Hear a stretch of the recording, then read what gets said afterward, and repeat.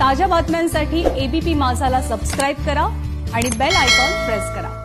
पालघरमधल्या भात शेतीच्या नुकसानीचा आढावा घेतलेला आहे आमचे प्रतिनिधी संतोष पाटील यांनी। मी वाडा तालुक्यातील पालसई येथे आहे।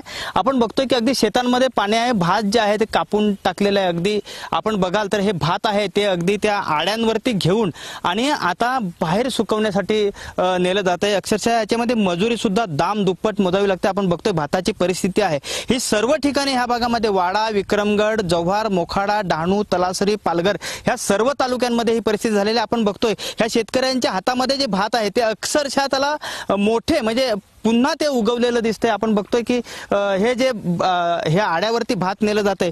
आपण बघाल की ह्या भाताची परिस्थिती काय आहे, अक्षरशः याला पूर्णपणे मोड आलेले आहेत। म्हणजे जी पावळी व्यापाराला विकण्यासाठी पाहिजे असते किंवा गुरांना खाण्यासाठी ती सुद्धा त्या योग्यतेची राहिलेली नाही। एवढ्या मोठ्या प्रमाणात नुकसान आहे ते इथे झालेलं। आपल्या सोबत शेतकरी आहेत, त्यांच्याकडून आपण जाणून घेऊया नेमकी काय परिस्थिती आहे। काय सांगाल, कशा पद्धतीने नुकसान झालेलं आहे? हे अवकाळी पाऊस आल्यामुळे अतिशय नुकसान झालेलं आहे।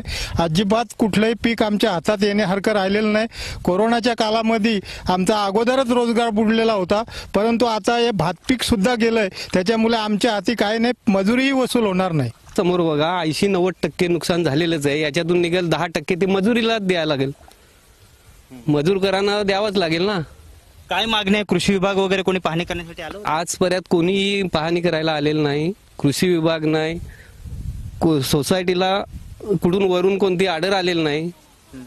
पंचनामा करा किंवा काय किंवा ग्रामपंचायतचा कोणी अधिकारी नाही। संतोष पाटील, एबीपी माझा, पालघर।